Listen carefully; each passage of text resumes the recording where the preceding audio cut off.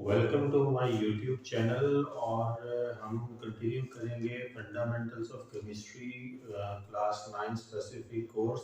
Chapter number 1 है class 9 की BTP की टेक्स्ट बुक का और जनरली साइंस स्टूडेंट्स के लिए बहुत सारी चीज़ें लर्न करने के लिए आपको मिलेंगी।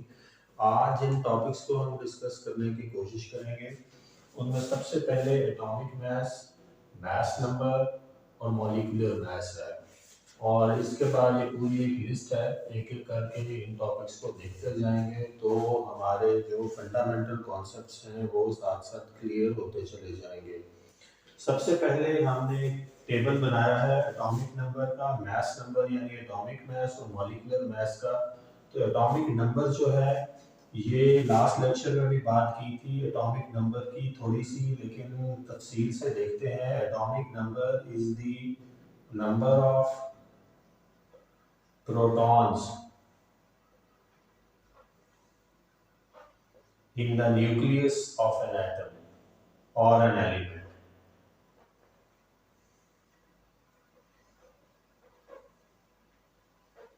तो ये डिनोट किया जाता है Z से।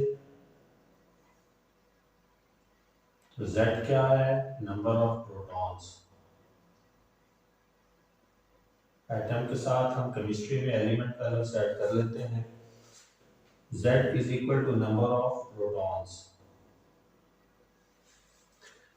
जब हम पीरियोडिक टेबल पे नजर मारें तो हमें इसमें 18 वर्टिकल कॉलम्स और 7 पीरियड्स में एलिमेंट्स सजे हुए नज़र आते हैं। और सबसे लेफ्ट टॉप पे आप अगर एलिमेंट को देखना शुरू करें तो हाइड्रोजन से हमारा पीरियोडिक टेबल स्टार्ट होता है फ्रॉम लेफ्ट हैंड साइड। और जब आप उसमें बॉक्स को देखें तो उसमें एक सिंबल बना होगा हाइड्रोजन का, नीचे हाइड्रोजन भी लिख दिया गया होगा। आपकी सहूलत के लिए बास पीरियोडिक टेबल्स में नहीं भी होगा, ऊपर एक वैल्यू लिखी होगी, ये वैल्यू एटॉमिक नंबर है। ये एक यूनिक एंट्री है एटॉमिक नंबर की। It's a unique entry specific to each individual atom. जैसे हमारे फिंगरप्रिंट्स हैं, वो एक यूनिक एंटिटी है और कोई भी दो ह्यूमंस के फिंगरप्रिंट्स मैच नहीं करते। इसी तरह से किसी भी दो एलिमेंट्स का एटॉमिक नंबर आपस में मैच नहीं करता। हाइड्रोजन का अगर 1 है तो इसके बाद जो राइट हैंड साइड पे आप जाएंगे यानी पहले पीरियड का जो दूसरा एलिमेंट है वो हीलियम है और हीलियम का एटॉमिक नंबर 2 है। और इसके बाद फिर आप लेफ्ट पे आएंगे तो हाइड्रोजन के नीचे आपको सेकंड पीरियड में और फर्स्ट ग्रुप में दूसरा एलिमेंट जो नजर आएगा उसका नाम लिथियम है और उसका एटॉमिक नंबर 3 है। तो इसी तरह से आप लेफ्ट टू राइट जब एलिमेंट्स पे नजर मारेंगे तो आपको पता लगेगा कि हर एलिमेंट का एटॉमिक नंबर यूनिक है।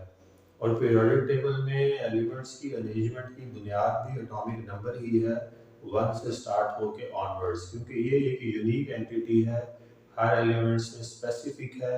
इसलिए इसको बुनियाद बनाकर और भी बहुत सारी वजूहात की बिना पर, लेकिन एक बुनियादी वजह ये भी है कि ये हर एलिमेंट का एक यूनिक कैरेक्टरिस्टिक है। इसलिए इसको बेस बनाकर जब उन्होंने एलिमेंट्स को पीरियोडिक टेबल में अरेंज किया मॉडर्न पीरियोडिक टेबल में, तो एक मखसूस तरतीब आ गई जिसमें हर ग्रुप में मौजूद एलिमेंट्स मिलते जुलते कैरेक्टरिस्टिक्स रखते हैं। और इसी तरह लेफ्ट टू राइट पीरियड में एलिमेंट्स की प्रॉपर्टीज में ग्रेजुअल चेंज आती है जो कि बाद में हमने किसी चैप्टर में देखनी भी है। अभी तक के लिए हमें क्या पता होना चाहिए कि what is atomic number. Atomic number is the number of protons is और are the number of protons in the nucleus of an atom of an element। तो हमने हाइड्रोजन का नाम सिर्फ लिखा है, लेकिन मैंने आपको दो एलिमेंट्स का और भी बताया है। इसके अलावा जब आप पीरियोडिक टेबल पर नजर मारेंगे तो होल नंबर्स में मिलने वाली वैल्यूज एलिमेंट्स के ऊपर, होल नंबर्स में मिलने वाली वैल्यूज एटॉमिक नंबर बताती हैं और ये एक कंप्लीट नंबर होगा और यूनिक होगा हर दो एलिमेंट एलिमेंट्स का। इसके बाद एटॉमिक मास की तरफ चलते हैं। तो atomic mass by definition is the mass of a single atom और एलिमेंट। केमिस्ट्री में एटम और एलिमेंट इंटरचेंजेबली यूज टर्म्स हैं। तो जब मास की बात करेंगे तो वजन की बात होगी, और जब वजन की बात होगी तो वो ग्राम्स में लिया जाता है, और जिस यूनिट में वजन मैयर होता है वो ग्राम्स है। अब ग्राम्स में क्यों है, इसकी वजह यह है कि साइंटिस्ट ने जब स्टैंडर्डाइज करने की कोशिश की सब एटॉमिक पार्टिकल्स एटम की जब बात करें तो मैथ्स करना इतना आसान काम नहीं है। तो उन्होंने कहा कि हम एक स्टैंडर्ड स्टैंडर्ड सेलेक्ट करते हैं और फिर उस स्टैंडर्ड के अगेंस्ट हर एलिमेंट का मास जो है वो फाइंड किया जाएगा। तो फिर एक कंप्लीट कंपैरेटिव एनालिसिस बन जाएगा। जैसे फिजिक्स में जब फिजिकल क्वांटिटीज की बात करते हैं तो हर फिजिकल क्वांटिटी का जो यूनिट डिराइव किया गया है वो एक स्पेसिफिक स्टैंडर्ड के अगेंस्ट है। बिल्कुल इसी तरह से केमिस्ट्री में एलिमेंट्स का मास भी एक स्टैंडर्ड के अगेंस्ट है, और उस स्टैंडर्ड का नाम है AMU, एटॉमिक मास यूनिट।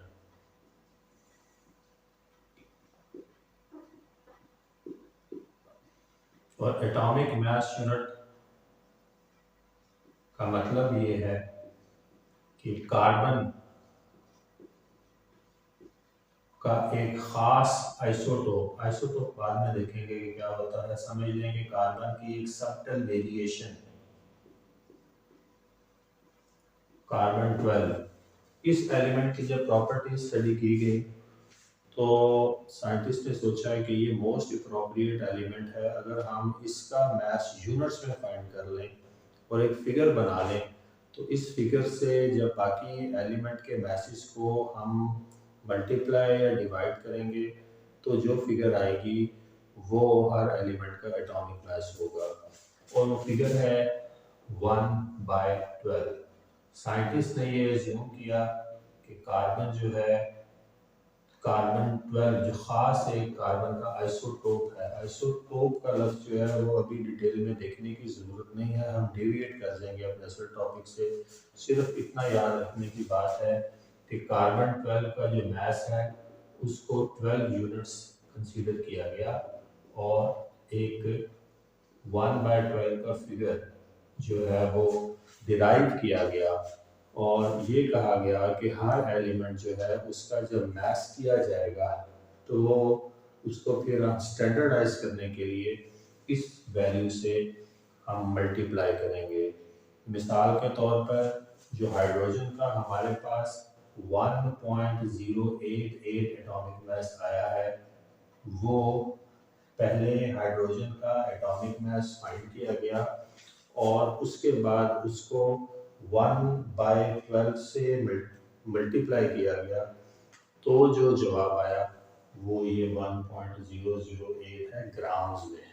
तो जो मास है उसको ग्राम्स में स्टैंडर्डाइज करने के लिए जिस मेजरमेंट का इस्तेमाल किया गया उस मेजरमेंट का नाम जो है वो AMU है, एटॉमिक मास यूनिट। और एटॉमिक मास यूनिट में स्टैंडर्ड जो एक एलिमेंट लिया गया वो कार्बन का 12 नंबर आइसोटोप है, और कार्बन के 12 नंबर के आइसोटोप के मास को 12 यूनिट इक्वेट करके तो एक फिगर जनरेट की साइंटिस्ट ने कि अब हमने हर एलिमेंट के मास को इस फिगर से मल्टीप्लाई करने के बाद जो मास आएगा वो उसका स्टैंडर्ड मास है in grams for a single atom और फॉर अ सिंगल एलिमेंट। तो ये कोई बहुत ज़्यादा कॉम्प्लिकेटेड चीज़ नहीं है। एटॉमिक मास यूनिट से कार्बन और कार्बन से कार्बन का 12 आइसोटोप और उसके बाद 12 यूनिट्स और 1/12 का फिगर आप जहन में रखें तो आपके जहन में जो पिक्चर है वो क्लियर होती चली जाएगी। इसके बाद हम चलते हैं तीसरी एंट्री की तरफ और वो है मॉलिक्यूलर मास। तो जो मॉलिक्यूलर मास है वो मास ही है लेकिन मॉलिक्यूल्स का है।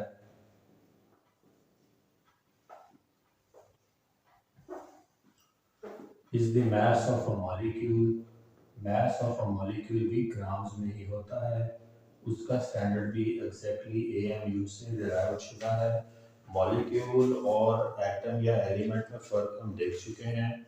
मॉलिक्यूल जो है वो कंपाउंड है और कंपाउंड का वो मिनिमम पार्ट है जो इंडिपेंडेंटली एग्जिस्ट करने की सलाहियत रखता है। तो for a molecule it has to be a compound also, and for a compound it has to be more than two elements combining together, except for group 18 elements which are noble gases. So for molecules,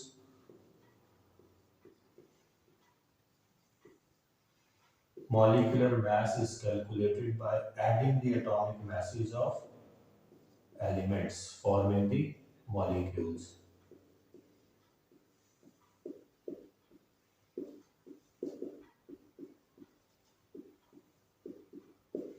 जैसे अगर हमने water की बात करनी है तो ये एक मॉलिक्यूल है और कंपाउंड भी है।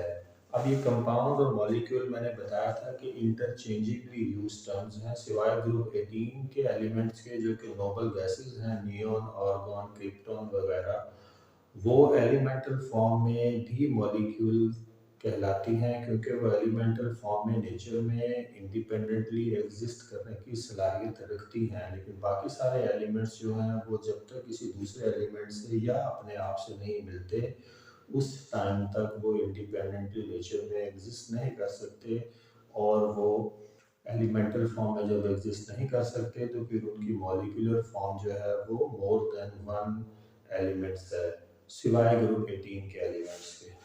तो ये वाटर जो है ये एक मॉलिक्यूल है। इसी तरह ऑक्सीजन जो है ये O और O मिल के ऑक्सीजन बनता है। ऑक्सीजन को जब भी आप देखेंगे ये O2 फॉर्म में आपको मिलेगा। एलिमेंटल फॉर्म में ये एग्जिस्ट नहीं कर सकता। दो ऑक्सीजन एक दूसरे से मिलके O2 बनाएंगी तो ये आपको ऑक्सीजन मिलेगी। हाइड्रोजन भी दो H मिलके H2 बनता है और ये इस फॉर्म में ही आपको नेचर में मिलेगी। हाइड्रोजन भी इंडिपेंडेंटली एलिमेंटल फॉर्म में एग्जिस्ट नहीं कर सकती। अब जब हमने इनका मॉलिक्यूलर मास निकालना है वाटर का तो ये कोई इतना मुश्किल काम नहीं है।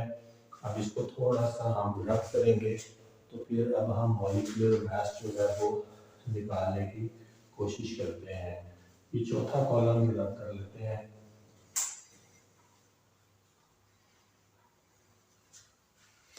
अब देखिएगा कि वाटर का मॉलिक्यूलर मास हम फाइंड करेंगे। Molecular mass, mass of a molecule in grams है।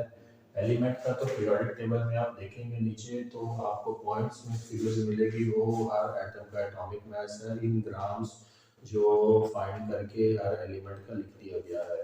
लेकिन जो मॉलिक्यूल का है वो हमें खुद थोड़ा सा उसमें कैलकुलेशन करनी पड़ेगी। सिर्फ ऐड करना है अपने मैसेज टू एलिमेंट्स के। इसमें हाइड्रोजन्स हैं और हाइड्रोजन्स दो हैं और हर हाइड्रोजन का 1.008 है तो दो दफ़ा 1.008 को ऐड करेंगे और जो जवाब आएगा उसको आप ऑक्सीजन के एटॉमिक मास से जो पीरियोडिक टेबल से ही जब आप देखेंगे तो 15.99 के करीब होगा, यानी 16 उसको राउंड ऑफ करके लिख लेंगे तो हम उसमें जमा कर देंगे तो हमारे पास मॉलिक्यूलर मास आ जाएगा 16 + 1 + 1 18 ग्राम्स। मैंने ये 0.008 को जो है इनसिग्निफिकेंट फिगर समझते हुए ओमिट कर दिया है। तो 18 ग्राम्स जो है वो वाटर का मास है। ऑक्सीजन का फाइंड करना है तो ऑक्सीजन जो है वो एक मॉलिक्यूल है। दो ऑक्सीजन के एटम्स जो एलिमेंट्स आपस में मिलते हैं दो ऑक्सीजन फॉर्म होती है और ऑक्सीजन का जो मॉलिक्यूलर मास फाइंड होगा वो 16, हर ऑक्सीजन का 16 है तो 16 + 16 32 है। इसी तरह आप हाइड्रोजन्स का फाइंड करना चाहें H2 का तो H हर का प्लस 1.008 है, तो 2 को आप ऐड कर लें तो ये आपके पास आंसर आ जाएगा। तो ये भी मैंने राउंड ऑफ किया है। तो ये बेसिकली तकाबली जायजा है, कंपैरेटिव एनालिसिस है एटॉमिक नंबर का, which is number of protons, atomic mass का, which is the mass of a single atom or an element, which is measured in grams, standardized against the carbon 12 isotope, an isotope of an carbon which is carbon 12। अब यही कह लें कि एक element है carbon 12 का, जिसके against जो है वो मेजरमेंट्स करके तो इक्वेट की गई है हर एलिमेंट के एटॉमिक मास की वैल्यू इन ग्राम। तो वो जो फिगर है वो 1/12 है। इस 1/12 फिगर को ज़हन में रखिएगा। इस फिगर को यूज़ करके हर एलिमेंट का एटॉमिक मास जो है ग्राम्स में स्टैंडर्डाइज किया गया है। जो एटॉमिक नंबर है वो Z से डिनोट होता है और जो मास नंबर है वो A से, एटॉमिक मास या मास नंबर ये A से डिनोट होता है। तो A is equal to Z plus N। A जो है वो एटॉमिक मास है, Z जो है वो एटॉमिक नंबर है यानी नंबर ऑफ प्रोटॉन्स। तो एक तीसरी एंट्री भी न्यूक्लियस में होती है, वो न्यूट्रॉन्स है। तो तीसरी एंट्री जो है वो n माइनस स्मॉल जो है ये न्यूट्रॉन्स के लिए है। A is equal to Z plus N का फार्मूला यूज करके इन तीन में से कोई भी मिसिंग एंट्री अगर आपको फाइंड करनी पड़े तो आप उसको कर सकते हैं। अब हम चलते हैं तो नेक्स्ट टॉपिक की तरफ।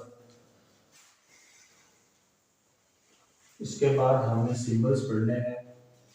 सिंबल्स और सिंबल्स को यूज करके फॉर्मूला कैसे बनाते हैं ये देखेंगे। तो सिंबल जो है वो एब्रीविएशन है एलिमेंट का। तो symbol is an abbreviation of an element और ये एक इसका कोई खास रूल या फॉर्मूला नहीं है। ये सिंबल्स हमें बेसिकली याद ही करने पड़ते हैं। इसके लिए आपको पीरियोडिक टेबल अपने सामने रखना पड़ेगा और कम से कम ग्रुप 1 और 2 के एलिमेंट्स के और ग्रुप 17 के एलिमेंट्स के सिंबल्स आपके जहन में होने चाहिए। तो फिर हम फॉर्मूला मेकिंग की तरफ जा सकते हैं। Symbols they are abbreviations of elements और ये एब्रीविएशंस जो है ये कोई स्पेसिफिक रूल फॉलो नहीं करती। बाज़ अपने मेडिवियल नामों की वजह से एलिमेंट्स जो हैं जो कि पुराने नाम थे ग्रीक या लैटिन में, उनको यूज़ करके उन नामों के कोई एक या दो वर्ड्स का इस्तेमाल किया गया। बाज़ एलिमेंट्स के पहले लेटर को लिया गया, बाज़ के पहले दो लेटर्स को, बाज़ के पहले लेटर को, फिर मिडिल किसी लेटर को। तो बहरहाल ये कोई रूल नहीं है, इस पे कोई रूल हम अप्लाई नहीं कर सकते। ये हमें पीरियोडिक टेबल से देख के याद ही करने होंगे। हमें कम से कम ग्रुप 1 के एलिमेंट्स के, ग्रुप 2 के एलिमेंट्स के और ग्रुप 17 जो एक्सट्रीम राइट में है जस्ट 18 से पीछे, इन तीन ग्रुप्स के एलिमेंट्स के नाम हमें आने चाहिए। तो ये मेरे पास एक बुक है कोई और इसमें एक पीरियोडिक टेबल ड्रॉ हुआ है। तो मैं यहाँ से ग्रुप 1 के एलिमेंट्स के नाम लिखूँगा। जो हाइड्रोजन है वो किसी भी ग्रुप का एलिमेंट नहीं है, ये जस्ट ग्रुप 1 के ऊपर प्लेस्ड है क्योंकि इसकी कोई फिक्स पोजीशन जो है वो अभी तक साइंटिस्ट नहीं लोकेट कर पाए, तो इसको इसलिए ग्रुप 1 के ऊपर रखा गया है। बाकी मैं एलिमेंट्स के नाम लिखता हूँ। लिथियम नाम आगे लिख रहा हूँ या पहले नाम लिखता हूँ फिर उनका सिंबल लिखता हूँ। Lithium Li, sodium Na, potassium K। अब ये देखें कि पोटाशियम का K है, सोडियम का Na है। Rubidium Rb, caesium Cs। पहला लेटर कैपिटल होता है, अगर दो लेटर्स पे मुखफ़्फ़फ़ सिंबल वो दो लेटर्स पे मुश्तमिल, तो पहला लेटर जो है वो कैपिटल और दूसरा लेटर स्मॉल होता है, और अगर सिंगल लेटर है तो वो कैपिटल ही लिखा जाएगा। ये ग्रुप वन के एलिमेंट्स के नाम है। ग्रुप टू के एलिमेंट्स जो हैं इनमें सबसे पहला है beryllium, denoted by Be। Magnesium, M capital G small। Calcium, Ca। Strontium, Sr। Barium, Ba। And radium.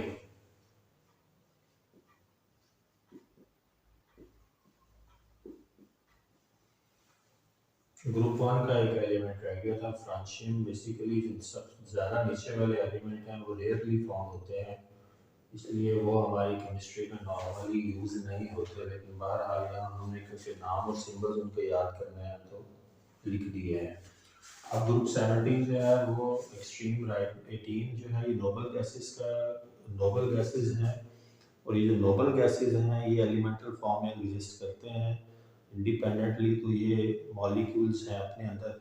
बाकी जितना पीरियोडिक टेबल है उनमें से उसमें से कोई भी अपने एलिमेंटल फॉर्म में एग्जिस्ट नहीं करता, या तो किसी दूसरे से मिलकर कंपाउंड बना लेते हैं या अपने साथ मिलकर कंपाउंड बना लेते हैं, लेकिन एलिमेंटल फॉर्म में एग्जिस्ट नहीं करते। ये लैंथेनाइड सीरीज कहलाती है, ये एक्टिनाइड सीरीज कहलाती है। बेसिकली इनकी जगह यहाँ पे है, ये एक्टिनाइड लैंथेनाइड्स की यहाँ से और एक्टिनाइड्स की यहाँ से, तो इनको नीचे रखने का पर्पस सिर्फ ये है कि ये रेडियो एक्टिव एलिमेंट्स हैं, रेयरली फाउंड हैं, इनका यूज़ भी कम है, तो फिर उन्होंने इनको यहाँ थोड़ा सा सेपरेट किया। और भी बहुत सी वजूहत हैं, लेकिन बेसिकली ये हाईली रेडियो एक्टिव हैं और रेयरली फाउंड हैं इन दी अर्थ, तो फिर इनको हैंडल करना भी मुश्किल है, तो इनकी स्टडी जो है उस पर इतना फोकस नहीं है अभी फ़िलहाल के लिए, ख़ास तौर पर हमारे लेवल्स पे। तो बेसिकली ये जो लैंथेनाइड्स हैं ये ग्रुप 6 के और एक्टिनाइड्स ग्रुप 7 के मेंबर्स हैं, लेकिन मैंने वजह बता दी है इनको अलग प्लेस करने की। ग्रुप 1 से लेके ग्रुप 18 तक के एलिमेंट्स हैं। ये जो ग्रुप 1 और ग्रुप 2 के एलिमेंट्स हैं ये मेटल्स हैं, लाइट मेटल्स, और जो 13 से लेके 17 तक है ये नॉन मेटल्स हैं, और जो 3 से लेके 12 तक हैं ये हैवी मेटल्स हैं। तो ये एक ब्रॉड सा डिस्टिंक्शन है। ग्रुप 18 के एलिमेंट्स में आपको बताया है कि ये एलिमेंटल फॉर्म में एग्जिस्ट करते हैं, स्टेबल हैं इसीलिए एलिमेंटल फॉर्म में एग्जिस्ट करते हैं। ये सारे अनस्टेबल हैं इसलिए एलिमेंटल फॉर्म में एग्जिस्ट नहीं करते। जब तक किसी दूसरे के साथ मिलकर बॉन्ड ना बना लें तो ये स्टेबल नहीं होते हैं। ये क्योंकि अपने अंदर स्टेबल हैं तो इसलिए ये अनरिएक्टिव है, ये रिएक्ट नहीं करते किसी के साथ भी, इसलिए इनकी प्रॉपर्टीज़ को स्टडी करना भी इतना आसान नहीं है, बल्कि स्टडी की ही बहुत कम जाती हैं, क्योंकि ये एलिमेंटल फॉर्म में एग्जिस्ट करते हैं और अपने सेल्फ सस्टेन सिस्टम में रहना पसंद करते हैं, ज़्यादा छेड़छाड़ पसंद नहीं करते, और ये नॉन रिएक्टिव हैं। तो जितना ज़्यादा स्टेबल होगा कंपाउंड या एलिमेंट वो उतना ज़्यादा लेस रिएक्टिव होगा, उतना लेस रिएक्टिव होगा। अब हम ग्रुप 17 के एलिमेंट्स को देखते हैं, वो ये है फ्लोरीन, क्लोरीन, ब्रोमीन, आयोडीन और एस्टाटीन। तो सबसे पहला है फ्लोरीन, इसका सिंबल है F। उसके बाद है क्लोरीन, इसका नंबर है, इसका सिंबल है Cl। इसके बाद है ब्रोमीन, Br। इसके बाद है आयोडीन, I। और आखिरी जो है ये एस्टाटीन इसका नाम है। AS, लेकिन इसका इस्तेमाल बहुत कम आप देखेंगे हमारी केमिस्ट्री में। और वजह यह है कि ये थोड़े से जितना नीचे आप पीरियोडिक टेबल पे जाते जाएंगे उतनी रेडियो एक्टिविटी बढ़ती जाएगी और अबंडेंस जो है वो कम होती जाएगी एलिमेंट्स की, तो वो फिर ज़्यादा उनकी प्रॉपर्टी स्टडी नहीं की जा सकती। अब ये सिंबल्स हैं, इसके अलावा हर एलिमेंट का सिंबल मौजूद है। ऊपर उसका एटॉमिक नंबर है, ये उन्होंने बताया है, ऊपर उसका एटॉमिक नंबर है, नीचे उसका एटॉमिक मास है, ये उसका सिंबल है। ये एक बेसिक सा पीरियोडिक टेबल है और ये हमेशा आपके सामने होना चाहिए। इसके सामने रख के जब आप स्टडी करेंगे केमिस्ट्री की तो बहुत सारी चीज़ें आपके जहन में खुलती जाएंगी। अब सिंबल्स को यूज़ करके फार्मूलाज बनाने हैं, तो ये मैंने एलिमेंट्स के नाम बता रहे हैं। मैंने आपको ये भी बताया था कि ये ग्रुप 1 और ग्रुप 2 के एलिमेंट लाइट मेटल्स हैं। तो लाइट मेटल्स की एक बात आपने याद रखनी है फार्मूला बनाने से पहले कि ये आयन बनते हैं पॉजिटिव चार्ज के साथ, और जो पॉजिटिव आयन होता है इसको केटायन कहते हैं। ये मैं लिख रहा हूँ। और लास्ट लेक्चर में भी देखा था कि पॉजिटिव आयन बनता कैसे है, अपना इलेक्ट्रॉन लूज करके। तो जब भी कोई एलिमेंट अपना इलेक्ट्रॉन लूज कर दे, निकाल दे, जैसे 1 इलेक्ट्रॉन मैंने इसके सोडियम के एटम से या एलिमेंट से निकाल दिया है, तो जो बाकी सोडियम बची है वो +1 के साथ आएगी। +1 का मतलब ये है कि अब इसमें एक इलेक्ट्रॉन शॉर्ट है, इसके इसके मदार में इलेक्ट्रॉन्स जो घूम रहे थे उनमें से अब एक कम कंसीडर किया जाएगा, +1 का चार्ज ऊपर आ गया। तो जो सोडियम है वो इस फॉर्म में आपको मिलेगी नेचर में, +1 की फॉर्म में। तो जो ग्रुप 1 के एलिमेंट्स हैं वो आपको नेचर में +1 की फॉर्म में मिलेंगे। ये अपना valence outer most shell electron जो है वो लूज कर देते हैं, अपने आउटर मोस्ट शेल का इलेक्ट्रॉन ये लूज करके +1 की फॉर्म में आते रहते हैं, इसीलिए ये ग्रुप 1 में डाले गए हैं। ये जो ग्रुप 2 के एलिमेंट्स हैं ये अपने बाहरी मदार से 2 इलेक्ट्रॉन लूज करके +2 की फॉर्म में एग्जिस्ट करते हैं।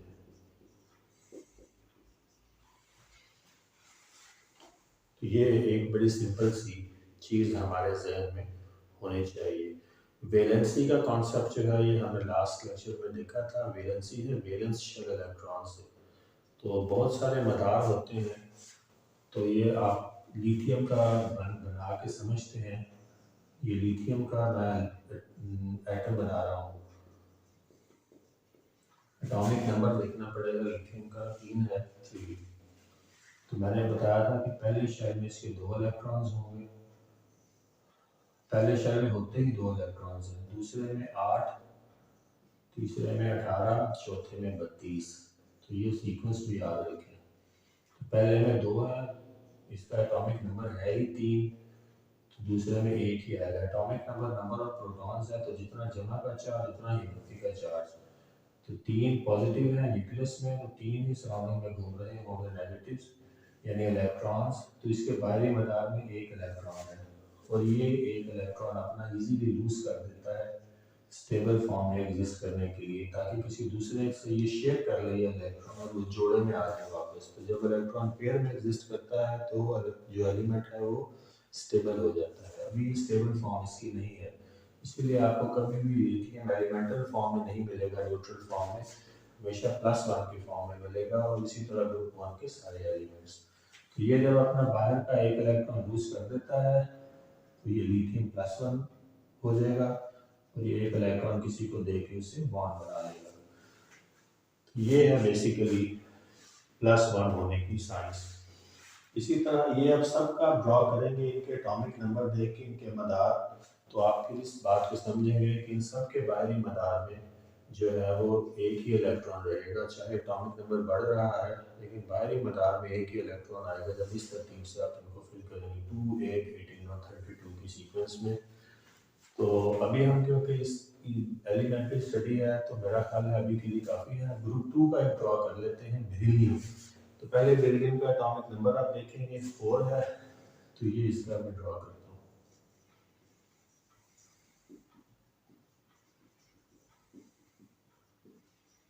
ये बेरिलियम है, पहले में 2 और दूसरे में भी 2, क्योंकि है ही 4 तो पहले में 2 आते हैं, दूसरे में 8 आते हैं, लेकिन है ही 2 पेयर की फॉर्म में एग्जिस्ट करता है इलेक्ट्रॉन हमेशा। तो ये एक जोड़ा, तो ये अपने बाहरी मदार का एक जोड़ा लूज करने की सलाहियत रखता है।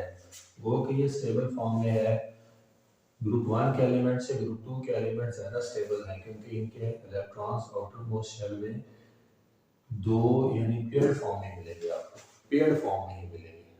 तो जब पेयर्ड फॉर्म में मिलेंगे तो आउटर मोस्ट शेल में जब किसी एलिमेंट के इलेक्ट्रॉन्स पेयर्ड फॉर्म में हो तो वो उस एलिमेंट के से स्टेबल है जिसके बाहरी मदार में एक सिंगल इलेक्ट्रॉन भी पाया जाता है। तो ये मोर स्टेबल है, लेकिन क्योंकि मेटल्स हैं और मेटल की ये खासियत है कि वो इलेक्ट्रॉन्स लूज करने की सलाहियत रखते हैं, इसीलिए वो मेटल्स कहलाते हैं। तो ये आप बेरिलियम के भी लूज करवाते हैं हम इलेक्ट्रॉन्स, ये ऐसे लूज कर देगा, 2 इलेक्ट्रॉन्स करेगा।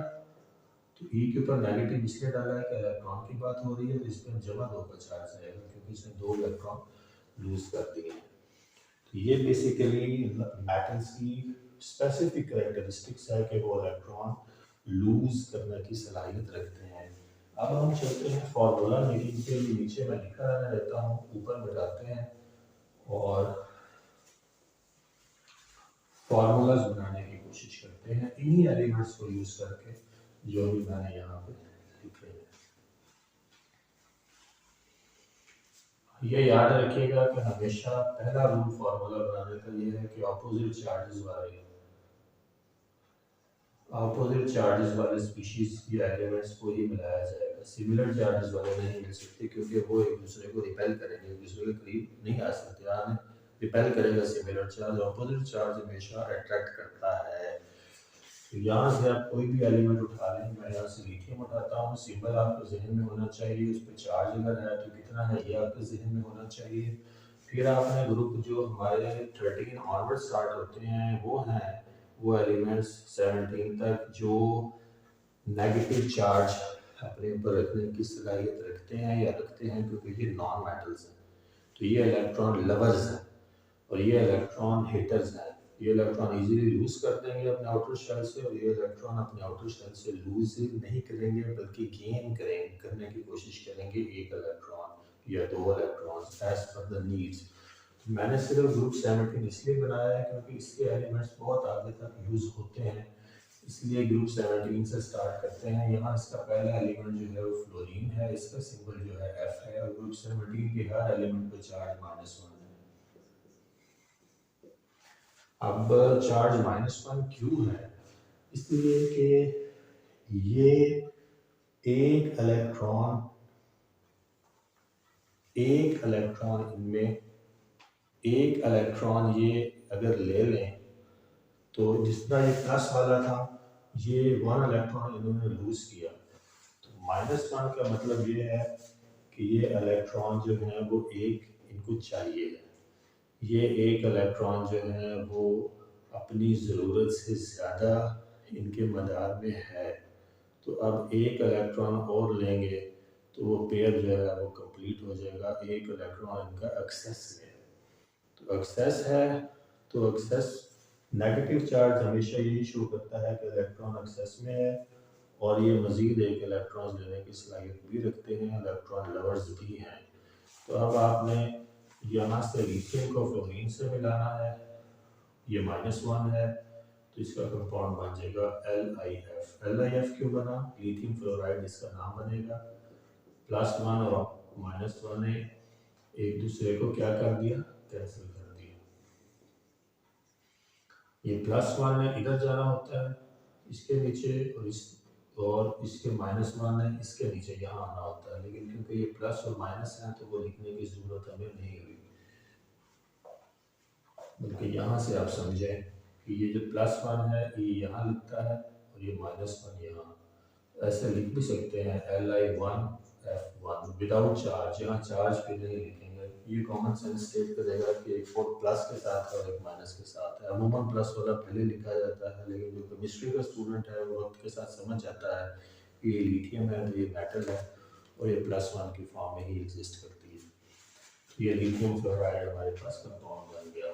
सोडियम को पकड़ लें, पहले इसका सिंबल और उस पर चार्ज, फिर यहाँ से दूसरा एलिमेंट उठा लें क्लोरीन, -1, तो ये सोडियम क्लोराइड यानी घर में पाया जाने वाला नमक बन गया। तो ये इस तरह से आप फार्मूलाज जो है वो डेवलप कर सकते हैं।